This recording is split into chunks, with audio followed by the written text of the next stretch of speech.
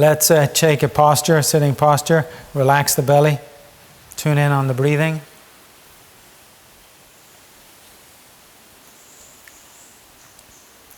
Relax the mouth. Relax the navel. We're going to do 20 pumps and then we'll hold the breath out, okay?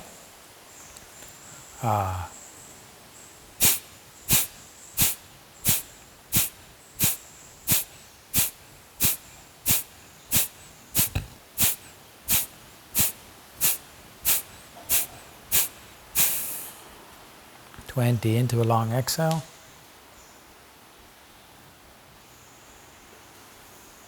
Empty, pause, close the nose, thumb and ring finger, hard up, tilt.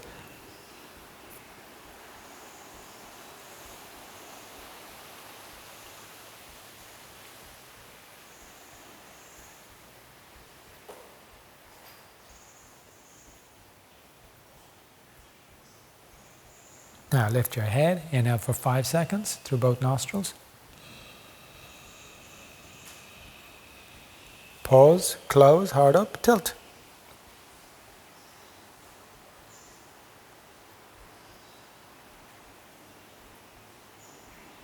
Head back up, release. Soft exhale. We're going to do 2 more rounds of that, okay? You can say it's Kapalabhati before it gets into proper Bhastrika. There are some retentions in here. So it's, bigger circle of pranayama, yeah. Conditioning aspect, that it's more playing that role. Wonderful in terms of its effect on each cell, okay? Here we go again, relax. And again, 20 pumps.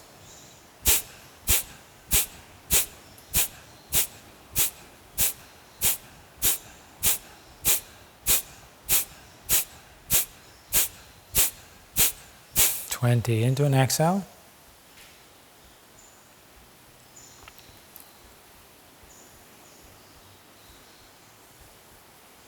Pause, close, tilt. You're keeping the breath out here. Are you able to be free in the upper abdomen, but really held below the navel, pelvic floor? All that really defines Hatha Yoga, but the zone of Hatha below the navel. 20. Head up, inhale for 5. Pause, close, lift.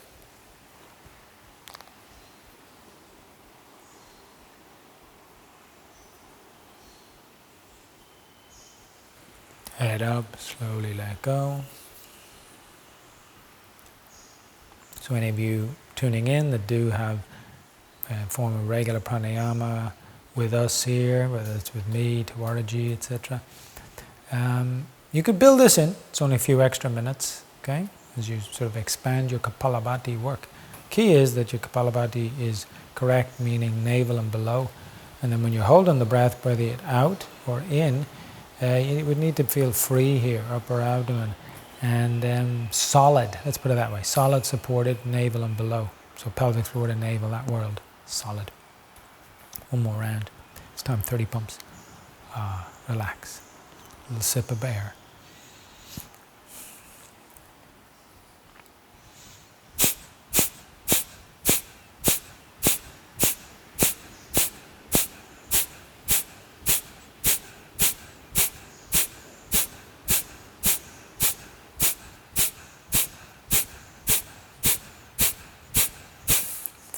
Into the exhale.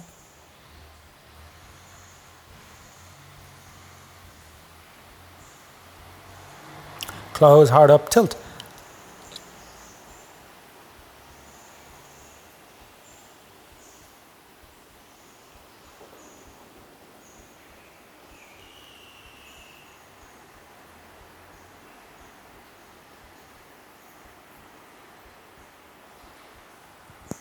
Head up. Now, inhale for 5.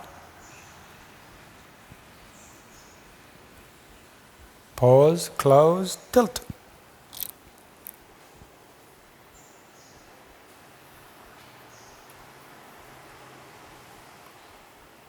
Head up. Slowly let yourself exhale.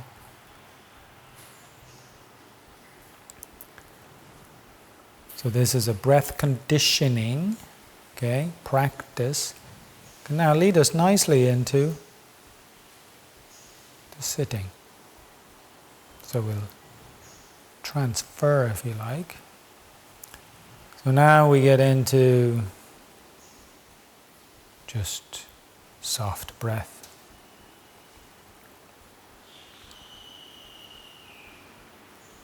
If you're just tuning in at this part, it can be helpful to have done some preparatory exercises, practices, like we just did with the pumping of the breath. And that has a great effect on the inner gases and the function of the cell and the pressure that was put on the cells around the body. So now you are able to sit in a more metabolically balanced position, or more neutral, which is why you can watch your breath come down. Come down. So you're at a space between the inhale and the exhale. So that is a more of an original or early definition of pranayama. This space becomes extended.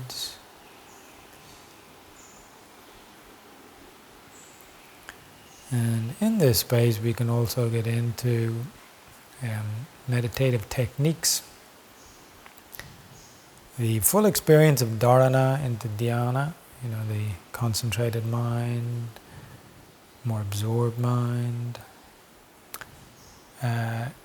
Some say, oh yes, let's do that, but in reality you can't really just do it. I can ask you to pay attention. And the rest from there depends on your own system, state of your brain and body, and what you've worked through and understood in the way of practice all these years, way of life all these years. So I'll ask you to tune in, pay attention, and then the rest, just like I can ask 10 people to lay down, and I can say, relax on the bed, tune in. When and how people fall asleep will be dependent on their own psychology and physiology. So similarly here. So think of making the playing field more effective for you through some of the other activities, some poses, some breath. And you come to this place where you're peaceful, soft space, almost no breath. Is your mouth relaxed, tongue relaxed? I like to say the mouth is open but the lips are closed.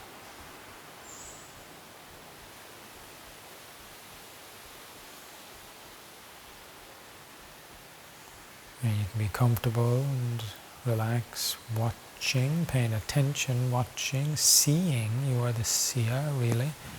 Seeing life happen in between, or really around the moment of nothing. You see the little inhale, you see the little exhale. Life, then suddenly there's no life in between. That moment. Deeper, subtler activity on the psychological level might impede that, which is why you get into different techniques. We've done energetic movements through the different centers, but really powerful on the psychological level. Powerful because you delve into it in a very sincere way every day. That's why it's powerful. Not because it sounds good and I did it once, or twice, or the odd time here and there. Sounding good, little value. You getting into it, very powerful. This is where gratitude, forgiveness, help is powerful, because you get into it deeply every day. And you're in this state of mind, this space between the inhale and exhale. Get into your heart, your beautiful heart. Tune into your heart. Who is in your life? What is in your life? Do you feel really appreciative, value the people you're overlooking, forgetting about? Go in, feel, connect. What rises should be the sense of thank you, the sense of gratitude.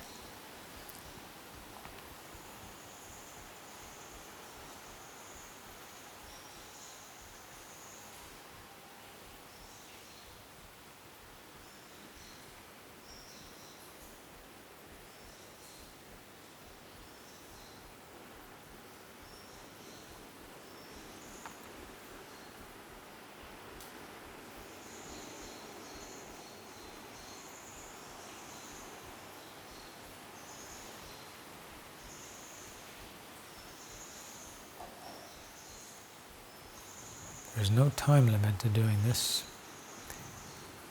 It's something you can tap into for a minute or two. You can also spend 20, 30, 40 minutes just going in with that. One way to assess it is to really know that you have felt it.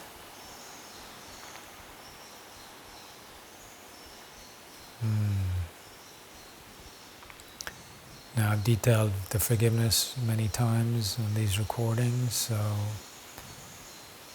for our own time management, tap into it yourself. It's really important, really, really important. If you don't forgive, you can't let go. If you don't let go, nothing can change. You can't transform. You don't experience that which you really are.